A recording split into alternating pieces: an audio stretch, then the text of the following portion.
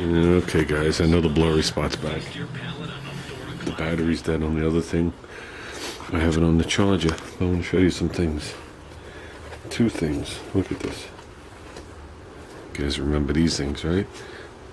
These have a turn reflective. $1.72. Hornet. It's not a Hornet. It's close. No, I got that for Junior. I figured he'd get a kick out of that. And what else we got? We got this. I thought this was cool. A Flap-A-Dap. Okay. No more cut fingers. No more broken nails. Dad needs one too. I love that. That ad is so sexist.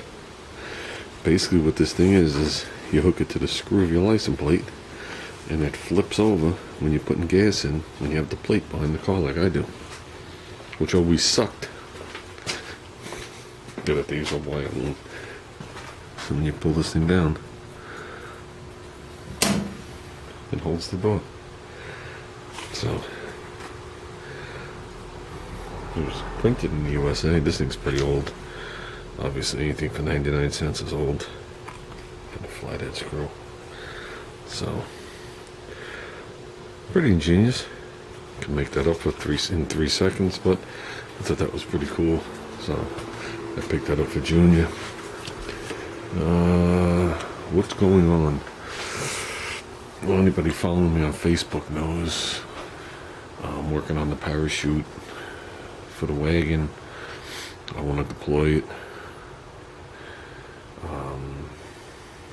So how do I word this?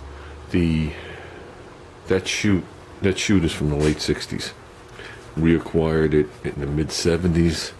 It was on the back of my brother's car. It's right here on the car. I know it's in the blurry spot, but it was on the back of this Camaro right here. Okay. When the Camaro got sold, he took the chute off. Chute laid forever. When Junior was born, I hate to even say this, I took the chute and I cut the lines off it and left it just as a chute, and I made it a decoration in the playroom. Okay, the chute's like, I think the chute's 12 feet, if I'm not mistaken. It's orange or gold. I'm not going to say silk, I guess it's nylon, but it was a string chute with individual strings, paracord, which is always cool. Then when the playroom disappeared, I laid it on top of the Amex up there forever. Then when I decided to do a chute, I hunted down the cords, if you guys remember. Back in the day, they used actual military parachute cords.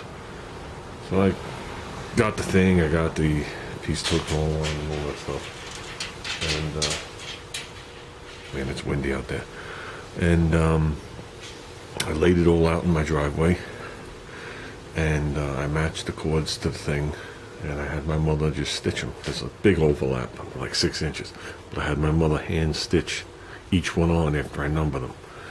And the next thing was to drop it off to the upholsterer and just have it stitched on. I never confirmed when it was done that my mother didn't move any of the orientation and none of the strings are twisted.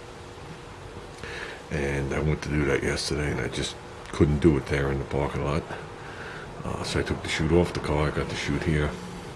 Unfortunately, we're getting 35-mile-an-hour gust winds here today, which will disappear shortly. And I'm going to lay it out on the driveway and check the strings before I drop it off to the guy. Then after that, we're going to put it back in the car. And we're going to do a run down where they used to street race, and we're going to pull it. Yeah, so we're going to do a run down by where they used to street race, 60s, 70s, 80s, 90s, until they found places where,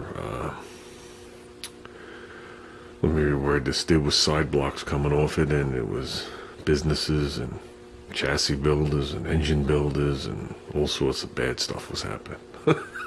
And they would just go right out there, race and disappear. It was easier for them. And it kept the cops away from them for a while until they made videos. We'll leave it at that. Now there's a place. Well, there's been a place. It's 20 minutes from here, and the street's actually prepped and glued where they actually race. So it's like being at the drag strip. We have no more drag strip. So, but I would like to make a pass, pop the chute, get some video. I do have a GoPro. I'd like to set the GoPro up in the back of the car, and I'd like to have Junior do some photography as I do it. I think it'd be cool. Then I'll just package it up, and that's probably the last time I ever pull it. What was I going to say? Yeah, so I'm working on that a little bit. I got a couple of things to do. I thought the weather was going to be bad all weekend, and I was just going to come out here and work, but it's not the case. We just got the tail end of the storm, and it's actually clearing up outside. The humidity's down, temperature's down. It's only 75 degrees. The humidity's only 50%. Tomorrow the humidity's going to be 40-something percent. So, nice days to paint. But, yeah, so I'm just going to knock some things out around the house that need to be done here, there, everywhere. And we'll get to it eventually, guys. And like I said, I'm not going to stick with this camera. It's just the battery's dead on the other one. This one's easy to charge. I just throw the batteries on the charger, and they seem to last about a month. The other one I'm charging while I'm on the computer, and every time I get up, I unplug it. So I haven't really given it a full charge, but I will. So with that said, guys, we'll see what's happening. Junior got me this. Well, he got himself this.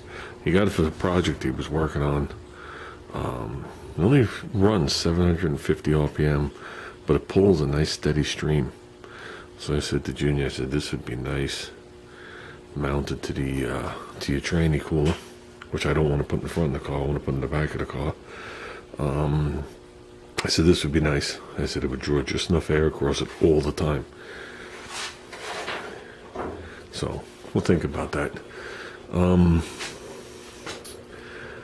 But I guess that's it for now, guys.